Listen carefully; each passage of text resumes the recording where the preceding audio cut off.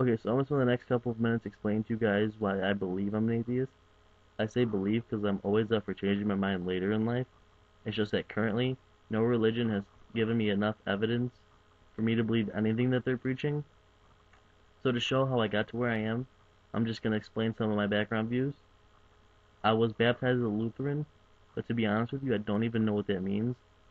There are so many different parts to religion and so many different branches that I can't possibly keep them straight, and I have no idea how anybody else can for that matter. Now, granted, I never went to church as a kid. I've been to church maybe 3 times. Once for my brother's baptism when I was 3 years old, and then my cousin's communion.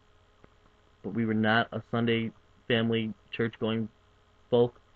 We didn't go all the time. It wasn't stressed to me. So I really don't. There's a lot that I will admit that I don't understand and that I just don't know. Before what I do know, I can see that there's a lot of contradictions in the Bible. For instance, God preaches to be morally good, but yet he promotes slavery. He promotes Christians to own non-Christian slaves. These non-Christian slaves should even be happy that they're in the presence of Christians. This shows early on that there's the battle of who's better, Christians or non-Christians. And I don't understand how all holy God could allow for this division and this dominance of one group over another. Everybody should just be created equal. And then another story is, you know, the Abraham story where he's ordered to kill his son, even though clearly in one of the Ten Commandments it says, "Thou shalt not murder," but yet it's being told to by God to kill somebody.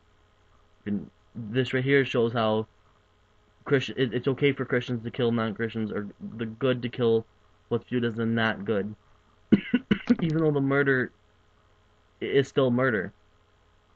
And there's even more illogical stories, like the story of Noah and building the ark and building an ark big enough to house two of every animal. Now, if the Bible and creationism is real, then that would mean that Noah would have to have found two of every insect that's currently on the planet. Highly unlikely, being that scientists know they haven't even discovered all the possible insects that are living in rainforests today. And then the story of Jesus. Jesus isn't even an original story. The Egyptian gods have the exact same story pretty much. So if anybody stole any sort of story from any religion, it would be the Christians from the Egyptians. I was talking to a Christian friend not too long ago, and we had a discussion about the Big Bang Theory. I am by no means an expert on that either, but his main argument was, how can something come from nothing? So then I asked, well, then what created God? And his response was, well, God was always there. And now, because time is infinity both ways, forward and backwards, there could not have been a start to time. That's not possible. So God could not have always been there, because there's always a minute before, or 2 minutes. It doesn't end.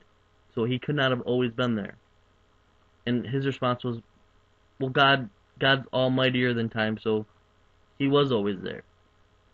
And so how do you have an argument with somebody using illogical statements to negate my argument for the same premise?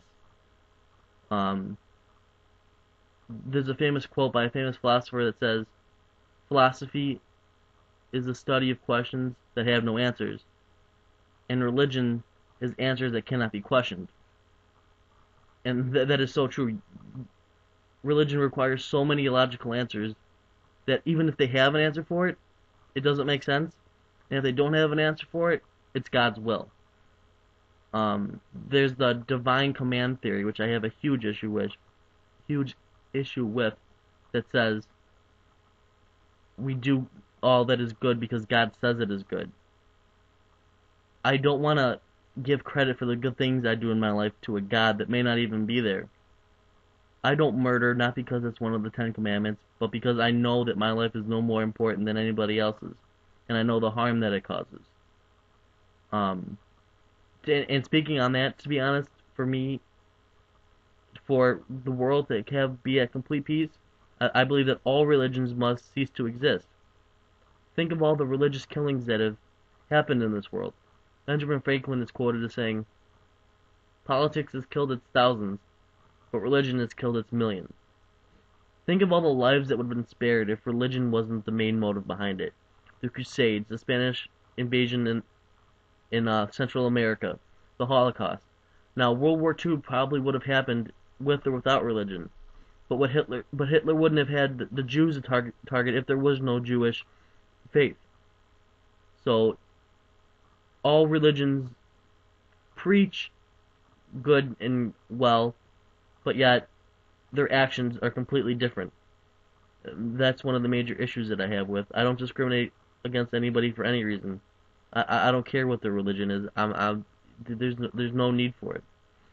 So those are just some of the reasons why at 22 I'm sitting here talking to you guys, an atheist. At 23, could it be different? Sure.